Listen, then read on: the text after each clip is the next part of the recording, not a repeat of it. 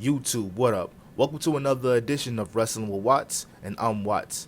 Hope everybody had a great Juneteenth. Hope everybody has a great weekend, and I hope everybody had a great week.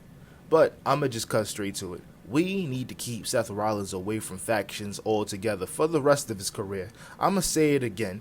We need to keep Seth Rollins away from factions because of the simple fact that whenever Seth Rollins is leading a faction, it just doesn't work out for one reason or the other. It could be bad booking. It could be because the people that's put with Seth Rollins, they just don't really have chemistry together.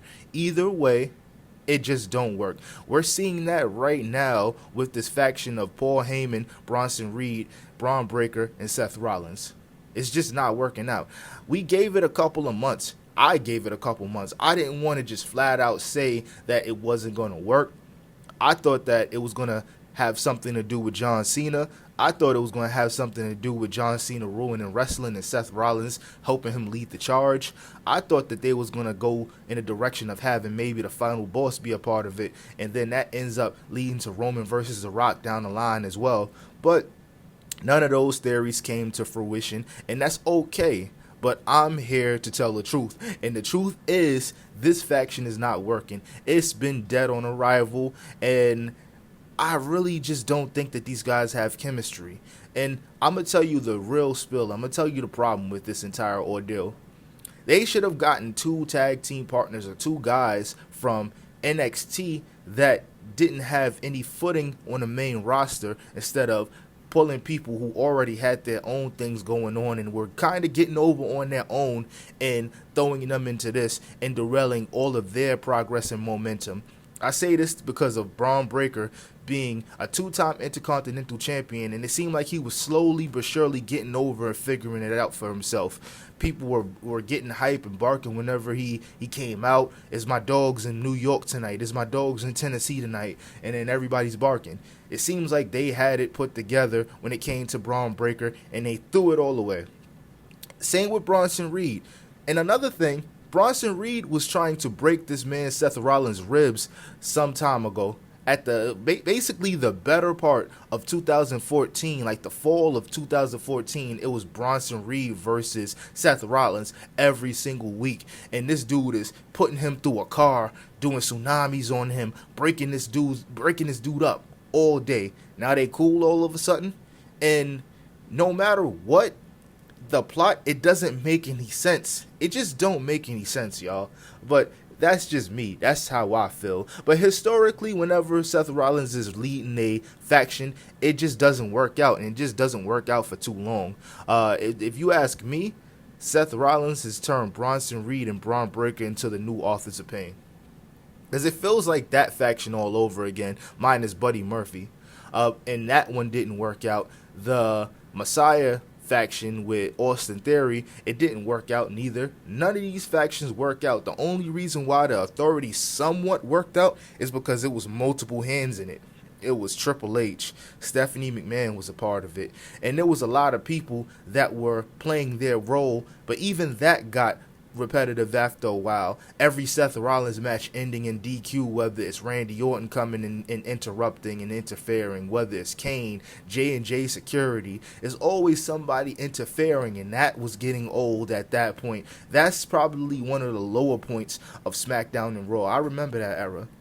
So for people who have revisionist history, like, oh, yo, the Authority totally worked. Nah, it was getting whack, and it needed to end. And it ended prematurely, and that was only because Seth Rollins, I think, tore his ACL. So that was why. But other than that, the show, it was a collaborative effort. It took three people who was cool with each other, and they was close for a while, so that's why it worked. But you can't just put four people that don't really work together and expect it to become gold. And I would think that people would know this already. But yo, obviously Triple H just don't be knowing what he's doing, I'd say 96% of the time.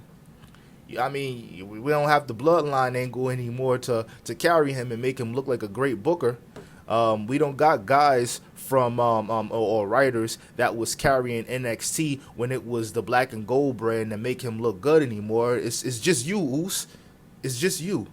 and it's not working. It took like a unexpected turn, and this is just how things are. But I'm more so upset about the fact that this right here just derailed two guys that looked like they was getting over on their own and they was well on their way to a push. Now they're just glorified bodyguards, man.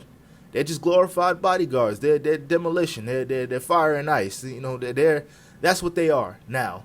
They're just there to do Seth Rollins' bidding, and I see what they was trying to get at in regard to trying to make a new evolution and stuff like that. But nah, you got to do it with people who don't have their feet wet already.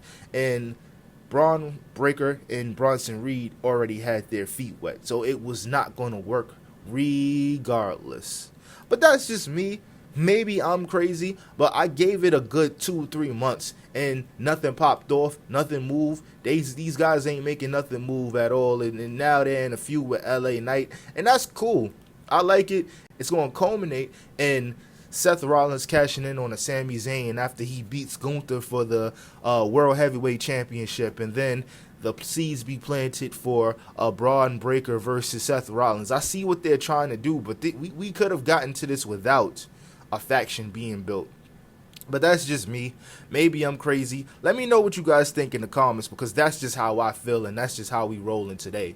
Like I said, like, comment, and subscribe if you like what you hear. I really appreciate you guys for getting me to where I'm at right now. It's only going to grow more. It's only going to get better, and that's what we on right now. So I appreciate you guys.